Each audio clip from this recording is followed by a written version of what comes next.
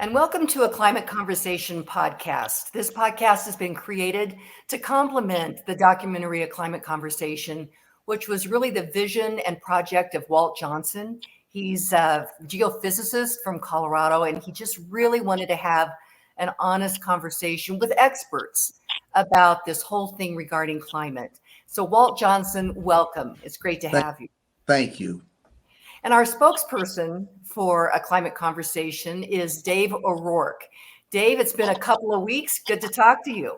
Good to see you as always, Kim. And our special guest is a friend, Trent Loos. He's a sixth-generation farmer and rancher, and he has for over 20 years been shedding light on the people of rural Colorado, rural America that feed and fuel us. Trent Loos, welcome to the podcast. Thank you, Kim. Great to be here. And great job on the documentary. I'm proud to be a part of this in any small way. Thank you. Well, we appreciate your endorsement on that as well, Trent Loos. It is a really important documentary, and people can watch it for free at aclimateconversation.com. But Trent, you and I have had a lot of conversations on my show, the Kim Monson Show, about these CO2 pipelines. And so Walt said, let's get Trent Loos on the podcast so we can talk about CO2 pipelines. Actually, before we get into all that, Dave, I know that you have a little more information about Trent Loos. So what should people know about Trent Loos? Trent Loos, people should know that for millions of Americans, people know a lot about Trent Loos already. He is the hardest working man in American media. And one of the few who's so passionate and articulate about issues that matter to the people who create the lifestyle that we enjoy thanklessly across the fruited plain every single day, downstream from multiple generations of people in the United States who've been feeding us and keeping us warm and, taking care of business so the rest of us can go about our social lives. Trent's radio program, Loos Tales, is listened to by millions of people across the United States. I think it's 21 states. And he's an author, he's an advocate, part-time politician, if I may be so bold, and brilliant spokesperson for the American agricultural industry. So I'm just really pleased that I've known about you for a long time, Trent. I'm thrilled I get to be here and be part of this today. Thank you, Dave. I've never actually accomplished being a politician. I ran for 2 offices, I'm not unelectable. So just to clarify that a little bit, but the rest of it I appreciate. I got to tell you though, Dave, everybody, that I was campaigning with Teresa Thibodeau, who wanted to be the governor of Nebraska, and I was campaigning with her because I was her running mate as lieutenant governor. When we finished that campaign in the spring of 2022, which would have been May of 2022, I said this, and it's very real. It's the most disgusting thing I've ever been a part of. It's 1,000 times worse than I thought it was. And yet I wouldn't have traded a minute of it because I was able to get out into almost every county of 93 in the state of Nebraska and visit with people and listen to people. And that in itself made it all worth it. Yes, it's politics is a very interesting business. I have a friend who had been in the music industry in Atlanta and ended up still doing music here in the metro area here in Denver, but was kind of working in some politics thing. He said, I thought the music business was rough. It's nothing compared to politics. Well, I had to work in Nebraska into my opening act somehow here because Kim tried to label me being from Colorado. I appreciate what Colorado's dealing with and try to help at all times, but I just want everybody to know that I'm a Nebraska resident. This is true, but you really are shedding light for all these years on the people that feed and fuel us, and as Dave said, so that we can live these amazing, blessed lives that I think that we're taking for granted. But Walt Johnson, there is a subject that you have been wanting to talk about for a while, and that's CO2 pipelines. So why don't you set this up for us? I'll set it up. Number one, there have been successful CO2 pipelines. One that kind of started from my hometown near Durango and goes on down into Texas. It's been there for decades. And it takes us carbon dioxide out of the McElmo Dome, which is in a liquid form in the ground, and it pumps it out. They produce it down to Texas, where it's used for enhancement of oil production. It's been successful, but my argument is that was done by a pipeline company. I mean, people that deal with pipelines. And the other day we talked with someone that was high steel. I mean, he was high steel, and he's all of his life. He's 80 years old, survived. His father was high steel. His son was high steel. His cousins were high steel. And among themselves, they had a lot of information on how to work high steel. And a lot of industries are that way. Coal mining was one. And I think to a certain extent, pipelines are one of those things. You've had generations of people working on pipelines, know things about them. And to a large extent, we've erased that, I think, recently with all of our political shenanigans we've done with pipelines. But whatever I see now coming in for CO2 pipelines, which is what Trent is dealing with, I think is entirely a different crew. And that's what I hear about the CO2 operations. They're different people doing these things. I look at them as researchers and not really familiar with all the ins and outs. So I'm anxious to get information from Trent on even if eminent domain is legal for CO2 pipelines. So, hey, before we get into the answer on that, what is high steel, Walt? These steel buildings. Okay. Steel bridges. Okay, great. Thank you. Okay, Trent, are these new CO2 pipelines different than what Walt's talking about? Absolutely. And I have a very dear friend, Curtis Jones, who has spent his entire lifetime in the Bakken of North Dakota building pipelines and built natural gas pipelines. He's built oil pipelines, and he is out campaigning today to educate people about the difference between the CO2 pipelines that we're talking about here today. The difference between what the Durango pipeline that runs from Durango to Texas, and in fact, in 1998, Walt, you probably know there was one that ran Beulah, North Dakota, to Saskatchewan for enhanced oil recovery as well. And that's a 14-inch pipeline. There's a lot of differences taking place in today's world of pipelines. The biggest one was running over a 5-state region, starting in Illinois and going to the Bakken of North Dakota. They have it planned to be a 24-inch, 2,200 PSI pipeline. Now, the problem with that in itself is that you take an ethanol plant or a coal-fired power plant where the CO2 capture is taking place, full 1/3 and up to 40% of the total energy produced by the said ethanol or coal plant will be required in order to compress the CO2 to get it into a pipeline at 2,200 PSI. And so and we call it the pipeline of death, because what we have done is we've compressed all of this CO2 into a very tight area.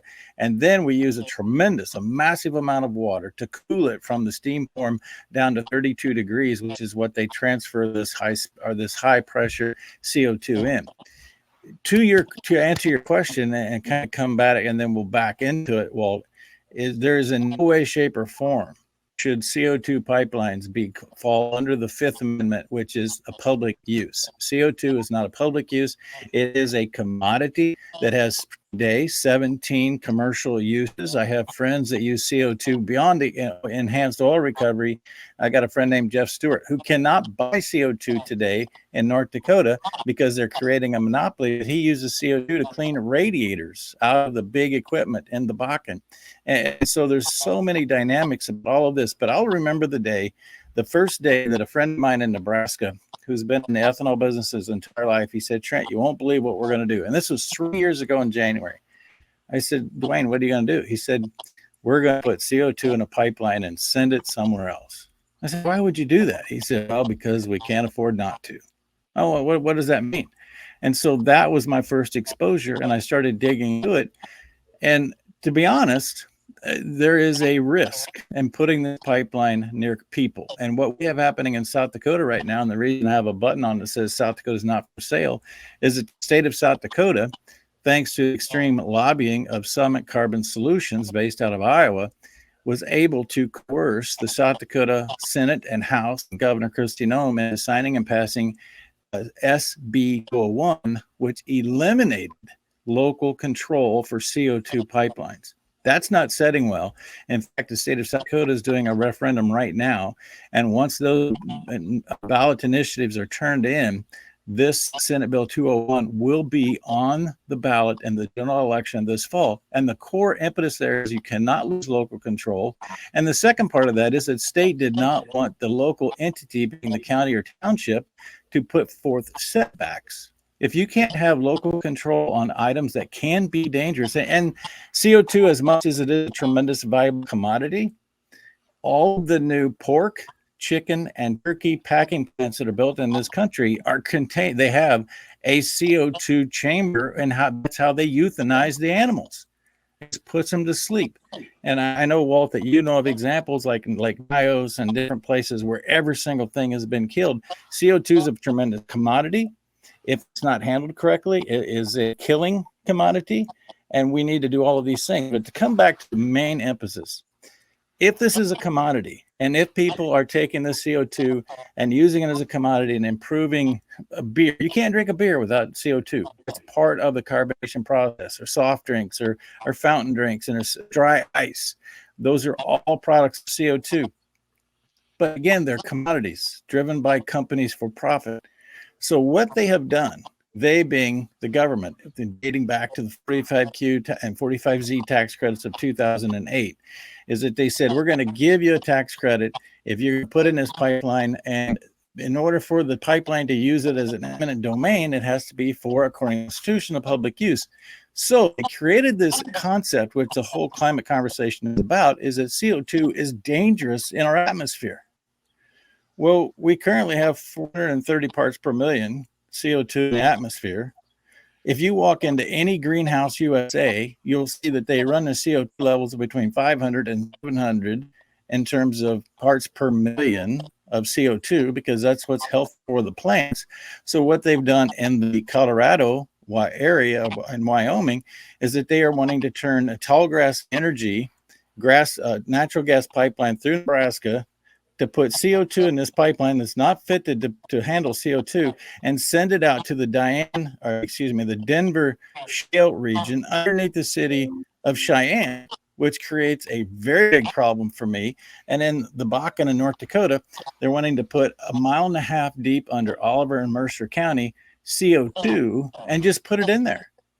The reason they do that, Walt, is they want to deem CO2 as a means of public use, and that we have to get it out of the atmosphere.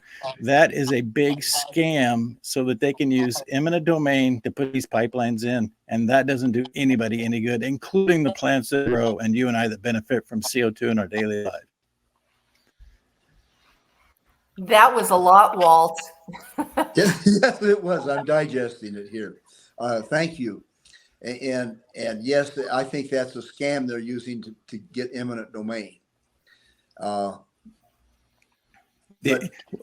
just to take that a step further, if they were not putting the people in Cheyenne, the city of Cheyenne, and the Denver formation, and the people in the Bakken under such great threat and pressure by putting CO2 2 miles under their homes over a large area, there would not be the concern that there is. If we were simply capturing CO2 at an ethanol plant or capturing at a coal plant and turning it in like they did with the Durango area and took it down to Texas and use it for a valuable purpose, we wouldn't have the boondoggle that we have taking place. But what happened is that we took the 45Q tax credits, which were $50 per metric ton, to bury CO2.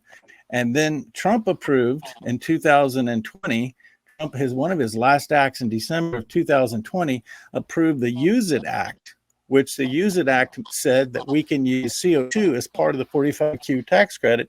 And then it was through the Inflation Reduction Act that the Biden administration moved the CO2 tax credit from $50 a metric ton to $85 a metric ton. Once it went to $85 a metric ton, it was Katie bar the door. Everybody wanted to be a part of that scenario.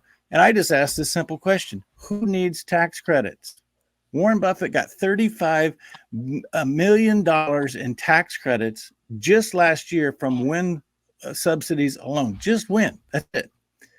He needs tax credits. The everyday working class Americans don't need tax credits. We need CO2 in the atmosphere to feed plants, to feed the animals, to improve human lives.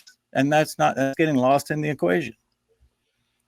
So Dave, you're a finance guy. What do you think about all this? I'm outraged, of course, as anyone would be who realizes that they're funding these enterprises. I was, not an insignificant taxpayer. It's hard not to smell a rat. So what I learned from reading detective novels was you always ask the question, who benefits? So you mentioned Warren Buffett, but there are some other people benefiting here as well. So does this all fall into the category of we don't want to let a crisis go to waste and / we can make money with crises? Is that the way you would categorize this thing, Trent? No, I actually think it's much more sinister, Dave. Because you see, the problem with it is that every place there's a CO2 pipeline, there comes along a conservation easement. And some people are asked to give a small area, maybe a minimal area of 160 acres, which would be a quarter section. Some are being asked to turn over their development rates or their property rates, period, over a larger area, maybe an entire section. Summit Carbon Solutions is currently the one writing those contracts. And so then you, for perpetuity, cannot plant a tree on your property if you signed a conservation easement with Summit Carbon Solutions, unless you get permission from them to do so. And there is no guarantee. In fact, I personally witnessed Bruce Rastetter, the CEO of Summit Carbon Solutions, indicate that within 5 years, he'll probably sell those easements to somebody else. Who else might be interested in that? Well, just today, I actually learned if you guys know about the Amoco rollout coming out of Saudi Arabia next week. They're going to release a whole new energy source, and they want to be hydrocarbon free and all of these things. They're releasing that next week, and I just found out today that particular company has been paying or has been giving money to the lobbying firm out of Des Moines, Iowa, LS2 Group. You can look up online. They're the lobbying firm that's been representing Summit Carbon Solutions in each one of these states. And this company from Saudi Arabia, who in 2019 purchased the largest oil refinery in the United States in Houston. I am very concerned that what is happening is that farmers and landowners of this nation are being asked for a payment to sign a conservation easement that is one day going to be owned by Saudi Arabia. Because 2 weeks ago, I can give you the information and you can read the report. The World Bank, led by a guy from Saudi Arabia, said that the climate is in a serious crisis and the only answer is to eliminate farming in the Western world. The control of our land is leaving us as we speak, and that's why I take a stand. And that's why, Dave, I said at one point in time, this is the hill I will die on, because it is the sovereignty of our nation and our ability to feed ourselves and take care of our own land. Let me back up, because this needs repeating, just to clarify it. When they build these CO2 pipelines, these new things across a farmer's land, they require him to give a conservation easement. Is that right? Correct. At whatever they figure it should be. Correct. And that isn't necessary to build a pipeline. It's just an extra thing. It's an extra way to that's correct. To land.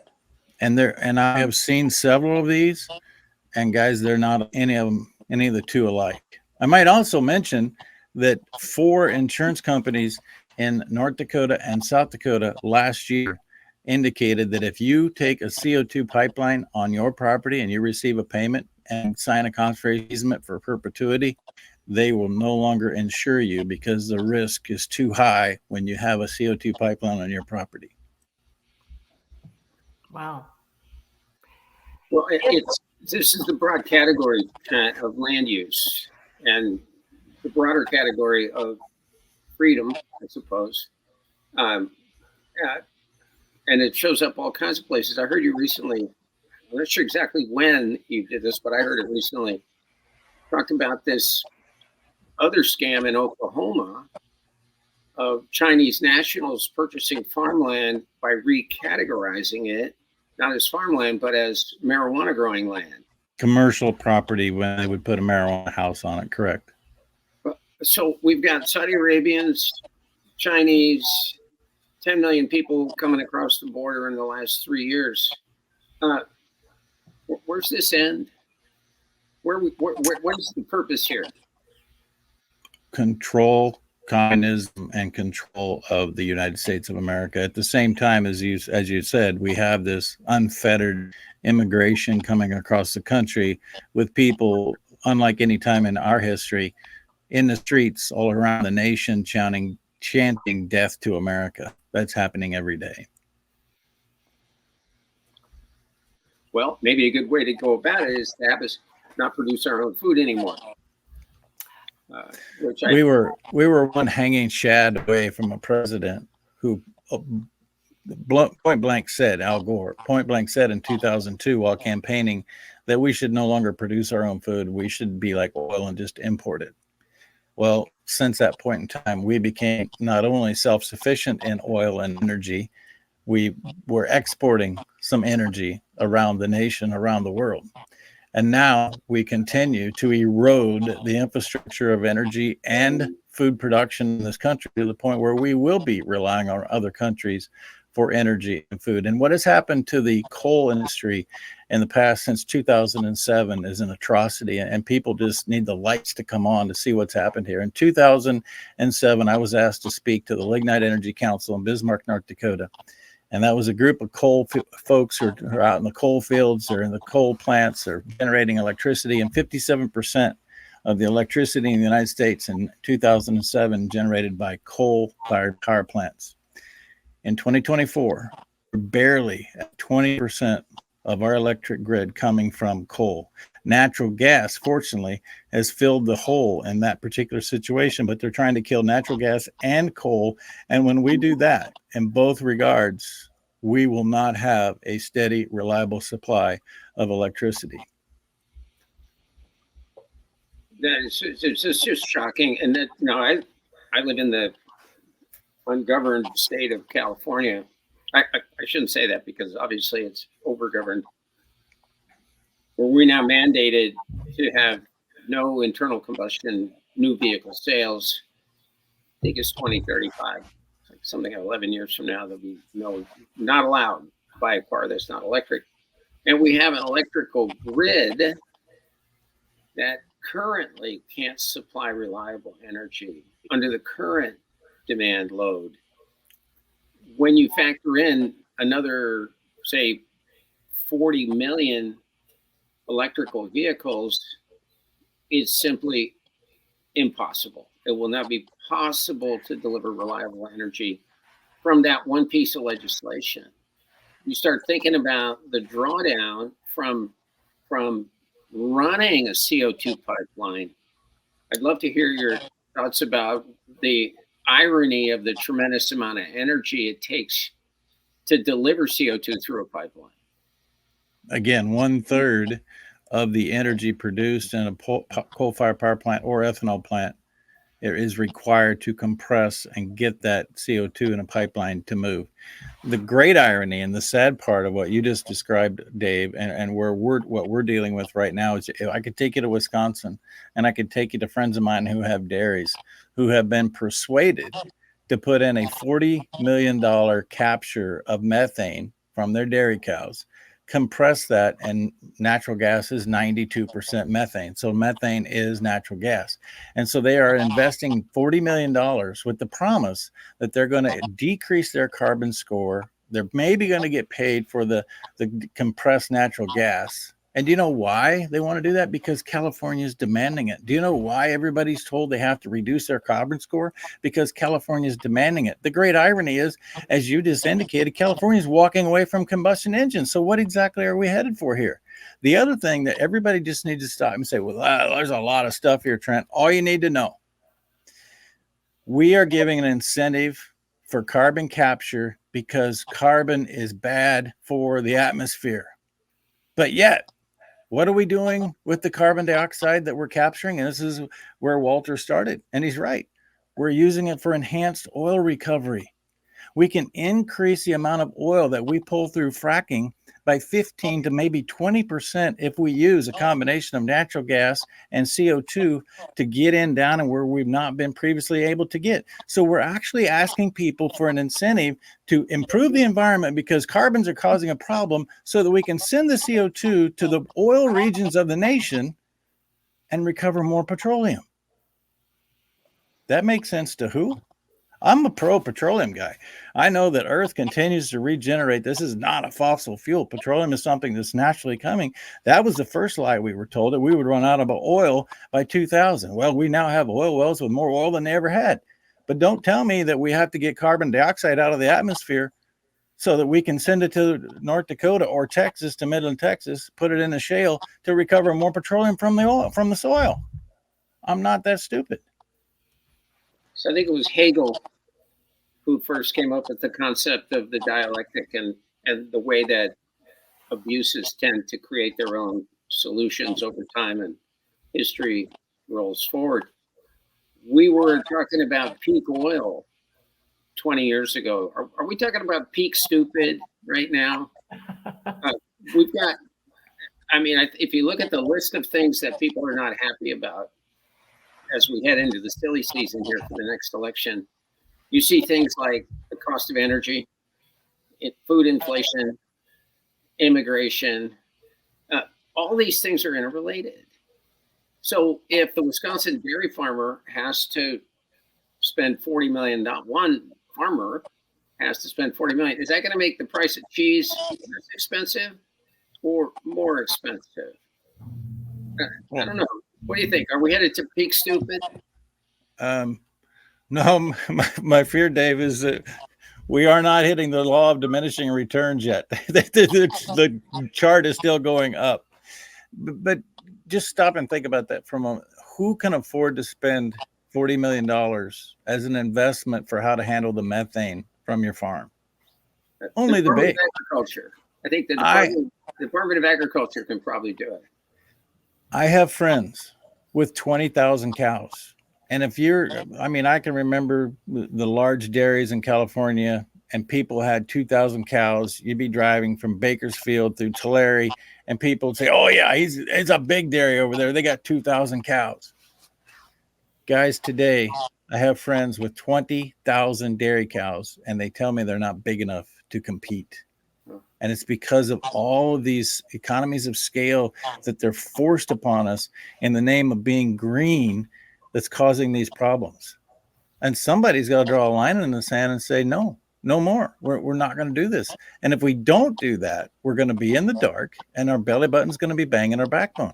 And I spent a lot of time talking about what are we going to do locally to make sure that we can ensure a food supply and a fuel supply. Because my grandfather actually had an ice box at his place where he would go down to the creek, he would pull ice up out of the creek in the winter, take it to the ice box, and put the food in the ice box to keep it so it would store. We have a refrigerator, we have refreezers, and we take for granted how long we can keep food today. That's a privilege, and it can go away just as easily as very much easier than what it took to get it here. Remarkable stuff. It's so interrelated. Walt spent a lot of time as a younger man in the forests. I think it was primarily the national forest in southern central Colorado, Walt. The San Juan National Forest, yeah. South Central. And you see the interrelationship of forest management and forest fires. And it's all part of the same mindset that says we want carbon-free energy supply, but we don't want nuclear power.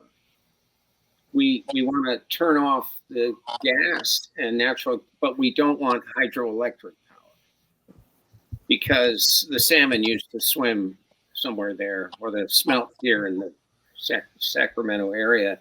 Well, how do we, practically speaking, people watching this podcast, what can they do? We must engage locally. And You know, I say this every day and people say, yeah, that's the right answer. And then we don't do anything about it. And I'll include myself because I'm traveling 8,000 miles a month. I'm continuing to try to find people to inspire them to do something different tomorrow than they did yesterday, to be a part of the solution. And, you know, all you really need to know is that with current spending, the average debt per living, breathing, legal citizen in the United States, including babies born today, is $105,000 per person, per living thing. And that means that our grandkids cannot ever pay off this debt. The answer is that we must work with our communities to figure out how we can be involved in food production and food storage. And we must find that alternative power supply and get more innovative. I mean, those are the answers, because to think that we're going to fix Washington, D.C. with another election, or there's going to be that right person we're going to hire to make that happen, that's a pipe dream, pun intended, while we talk about pipelines. But the truth of the matter is that you must engage locally. You know, I get a lot of people, and they have a hard time grasping this. If Biden does something stupid, which if it's not noon yet, don't worry, it'll be 10 minutes. He'll do something stupid, but that's part of the plan. And if you pay more, and I talked about the $40 million invested by a dairyman to be a part of capturing methane and getting a liquid natural gas, it's going to go somewhere. People just throw a fit. They're like, a new tax, a new law. Meanwhile, your school board just put in this brand new electronic school system, or school board system, that's got all the digital gizmos and gadgets, and it's just absolutely fantastic. What did that cost you? Your school board does more to hurt your bottom line and your ability to survive in your community than anything the federal government could ever do. And yet nobody ever shows up at a budget hearing at a school board meeting. Nobody ever shows up at a budget hearing at a county commission meeting. We need to refocus on what's really important and how we go forward, and knowing how we control these things to better our family and protect our family and our community. Amen. Amen. So let me just add to the bad news about the debt per person. So we were looking at this at my company just last week. So there, and this is in the climate conversation, when you talk about what's the cost per American to go to net zero. And Ken Gregory did some important work on that. And we think in retrospect, he came in low. There's the cost per taxpayer in the United States, that public debt, which does not count unfunded liabilities for Social Security or Medicare. Right. Does not count that. That's projected to be over 70 trillion. Right. In the next generation. So per taxpayer, it's $266,000. It's over $250,000 per taxpayer of current debt, rising by $1 trillion every 100 days. So I don't even know what $1 trillion is, to be honest, Dave. We need a big change. Yeah, we do. We're not even thinking about what AI is going to take in terms of energy. But AI and the NVIDIA chips and the enhanced reality capabilities of Meta and things like that, people have no idea the amount of energy it's going to take in an AI universe, but it is a multiple of what we use today. And it needs a steady supply. We can't have intermittent electricity. And also we had Judith Curry on, who's a specialist on a lot of things. And she was saying if we try to have too much wind and solar, it won't be synced with the 60 hertz. We can't have too much, and we lose our ability to run. I think we've got to, Judith said the other day, I heard her say that, said to us that we have what did she say? We have the climate horse out in front of the science car, or the climate cart out in front of the science horse. And that seems to be the combination of things that's so deadly for us right now. We've got an inverted decision-making paradigm, which is driven by political and economic considerations of individuals, I suppose, which is a terrible problem of having science downstream from policy. At the same time, that we have tremendous opportunities as a people to thrive and flourish. Tremendous opportunities. But we're gonna need energy to exploit those opportunities. I got a call not long ago from somebody who followed my columns in High Plains Journal, listened to my radio broadcast, and he said, Trent, I work for the local power district. I think you should come and look at what we have happening here. And so I was going to Texas. In fact, I went down to the Eagle Pass to the border, and I wanted to see that firsthand to see what was going on. And I went through that corner of Southwest Kansas, and it was a very small, fenced-in area where they had 4 of the trailers where they were doing data centers, mining data. And it looks just like 4 trailer homes with big fans and a lot of computers. And I never really understood what data mining meant until I went down there. And the reason he called me was that he knew that this one little place was paying the electric co-op $700,000 a month. And, you know, we don't have electric costs like you do, Dave. Our electric costs in our part of the world today, it's 9.8 cents per kilowatt hour. Wow. And so in that part of Kansas, I'm sure it's somewhere between 9 and 11 cents. Yesterday, my bill was at 9.8 cents per kilowatt hour. And then I went and started looking, and every one of these transactions that occurs in this data mining requires 1,676 kilowatts of electricity.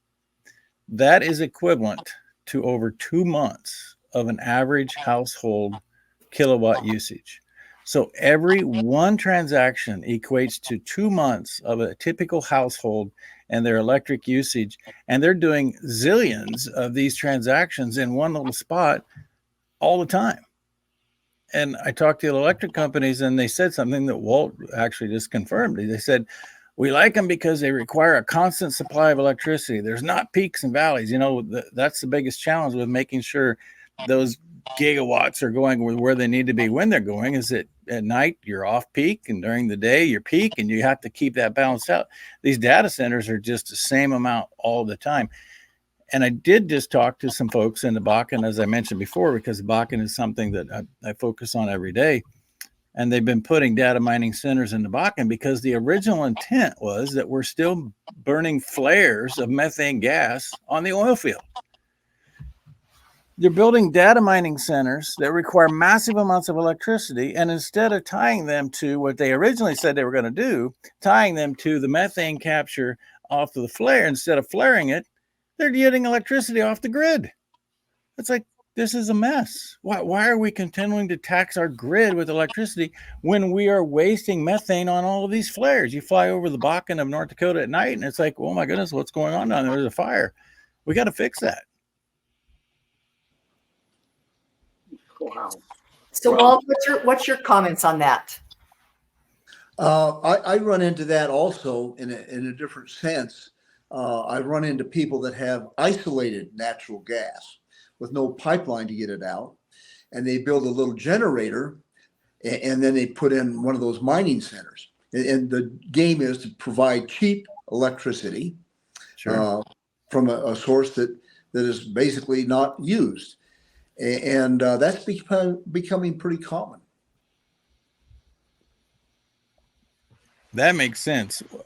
I referenced earlier this Saudi Arabia rollout next week. And with this new IPO, some company that has annual sales of 257 billion or something, it's part of the kingdom. But they're talking about moving away from hydrocarbons and generating electricity with each person, capturing the energy that each person produces and using that to fuel the future. I don't know how that works, but I'm anxious to find out. I think the movie was called The Matrix, if I'm not mistaken. I'm pretty sure. When somebody says they're going for a run, that means they're going to try to get their lights on, right? You know, when I can't speak for Kim because she's, whatever millennial as she is, but when we were watching the Jetsons and they're running on their treadmill with their dog generating electricity, we thought that they were joking. That's true. That's true. Hey, we've got some more time on the podcast, and I'd like to change gears. And that is, Trent, you and I, all of us are about human flourishing. And one of the ways people flourish is that they have food. And I've just planted my tomato plants. And one of the ways that it seems that if I give them a shot of fertilizer, they seem to really like that. But fertilizer seems to be under attack in this whole arena now as well, Trent Loos. So you don't know that you think you changed the subject, Kim, but you didn't.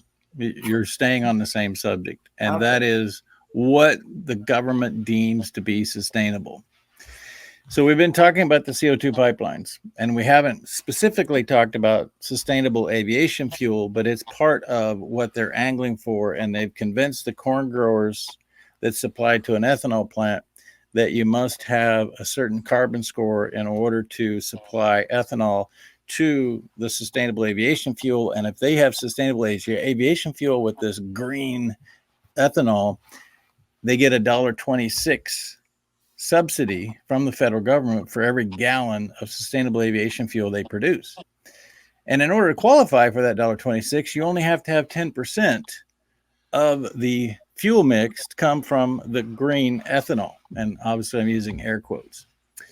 Well, just in the last 3 weeks, they've made the announcement on what you have to do as a farmer in order to supply corn to the said ethanol plant that can then fuel into the sustainable aviation fuel component. By the way, the first sustainable aviation fuel plant is currently online. It's in Georgia, and the first batch of ethanol did not come from American ethanol producers. It came on a barge from Brazil, just as a point of reference. So just in the last couple of weeks, the USDA has determined what you need to do as a farmer in order to qualify to be a part of this system. And that is 3 things. You must have a 100% cover crop. And what that means is that after you harvest the corn off of the field, you go in with another crop that basically just covers the ground so that you do not go through the winter with bare ground. Less than 10% of farmers currently do that because it's cost prohibitive. You have to be 100% no-till. Concept that they're thinking is that you're going to have fewer trips across the field using less fuel. So consequently, you're going to have reduced your carbon score because you're not implementing tillage. And when you till the soil, you get release of carbons in the atmosphere. That's all part of the life cycle. So 2 things. You have to have a cover crop and you have to be 100% no-till. We still are about 5% of the American farmers that qualify for that. The third thing, Kim, is the really big thing that's sweeping the world. You must use what the USDA defines as high efficiency fertilizer. I've challenged everybody now for 3 weeks to go to the USDA website and tell me what they define as high efficiency fertilizer. There's no definition. But what we do know is that in order to qualify, you will not be able to use nitrogen like we've been using it in the past, that has a component of natural gas producing the fertilizer that you apply to your fields. So all farm groups now are just livid because the farmer has been promised an extra $1 per bushel if we can just put in the CO2 pipeline, and we'll ship this ethanol with a lower CO2 score to the sustainable aviation fuel, except only 5% of the farmers can qualify. And that is if they don't change the goalpost on the field, which we all know they do on a regular basis. When I learned, I started what I'm doing in media work because I wanted to explain the importance of food production as a means of national security. And I quickly learned that food production is nothing without the fuel that we have become accustomed to in terms of being affordable and reliable. And then when I learned, guys, that 1 gallon of diesel fuel replaces 500 man hours of food labor production, it puts everything into context. And if you don't like hoeing a row, if you don't like hoeing those tomato plants, it's nice to have a garden and go out there and for a couple of months take the tomatoes off of your plants. Or I'm a potato guy, take the potatoes out of the ground. But you can't do that 365 days a year. You can't do that 52 weeks a year. You rely on somebody else to do that, or you store them, or whatever the case may be. Are you really ready to go hoe a row to produce all of the food you need if we cannot have access to a reliable, affordable supply of energy? And that's really, at the end of the day, what we're talking about is that energy drives food production, and the farmers are sitting in peril because we don't know where our supply of energy is coming from going forward. But to connect the dot with what you said, Dave, earlier, and that is that we have really taken it for granted. We have a lot of time where we are able to choose what we do with our time, recreate, work, time with family. And to Trent's point, if we are in a position where we have to grow our food, grow our animal, raise our animals, butcher our animals, and certainly that's all great from a local standpoint, but that takes away from so many of the things that we've become accustomed to get to do in this modern life of ours. Kim, if that's directed at all to me, I'm not a big fan of this whole noble savage idea. It's in my experience that there aren't very many noble savages, but there are plenty of savages. And we're going to leave 1 billion. The United States is probably going to be okay. We're resilient people. We're a rich country. We're very productive. We'll figure it out probably. 1 billion people in Africa are farming the way Trent described it. That they don't have a gallon of diesel fuel, and they don't have a tractor to put it in. And these are our brothers and sisters, and we're willing to leave them behind out of some basic concept we have, some Edenic concept that life would be better for them if they were closer to the land producing their own food in a macrobiotic diet. I'm sorry, but I'm a Western Civ guy, and I think I'm a big believer that it's the progress of human ingenuity that's created flourishing. And that takes energy above first and foremost. The base of life's Maslow triangle is energy. It's not even air. It's energy, because we need energy to do every other thing we do. So I met Walt a couple of years ago now, and I thought, I spent my life in finance. I thought, what I don't know can fill every book ever written. As time has gone by, I realized that this is a gigantic struggle of Marxism. Ultimately, there's a lot of people who don't like people very much, and they get very busy about not liking people. Getting back to the fertilizer a bit here, worldwide, they use about as much natural gas every day to make fertilizer as what Colorado will burn on a cold day in the winter. So that's quite a little bit. And so when you see, especially in the Netherlands, where they're getting rid of fertilizer, there's a big uproar, and people are being hurt. They're losing their farms. And basically, if we go without fertilizer, without the nitrate fertilizer, we're going to be down growing food like we did in 1900, in which time we can support a world of about 3 billion people. So we're going to kill some 6 billion people in the process. And that's really incredible. That's the impact we're going to have. Here are 2 slides that will help viewers understand the vital importance of nitrogen-based fertilizer to humanity. The first one was created by Dr. William Happer, featured on an earlier video podcast, and appears quite dense. However, the important thing to learn from this slide is that as nitrogen fertilizer use has risen, the dashed line in the graph, crop yields have improved dramatically. The same basic information is provided on the simpler chart by John Harpole, an energy executive and an upcoming guest on this podcast. The second slide shows the correlation between nitrogen fertilizer use and world population. This is important. Without fossil fuel-based fertilizers, Global agriculture can support at most 3 billion people. The stakes could not be higher. Banning these fertilizers could lead to mass starvation and the death of billions. I actually have some data to back up what you just said, Walt. In 1920, the world population was 2 billion people. Of the 2 billion people in 1920, 80% were considered food insecure. Today, we have a global population of 8 billion people. And of the 8 billion people, 20% are considered food insecure. So we have this growing notion that the world's population is unsustainable in the Earth's resources. That is a load of bovine fecal matter. We have the ability to produce food to feed. As Norman Borlaug said, the only person from agriculture to ever receive a Nobel Peace Prize, in 2000, speaking at the Nobel Peace Prize, giving the keynote address, he said, farmers have the ability to feed an ever-growing population with the available innovation and technology to beyond 10 billion people. The question is, will they be allowed to utilize the technology? And that's really what we've been talking about since we started. Thank you.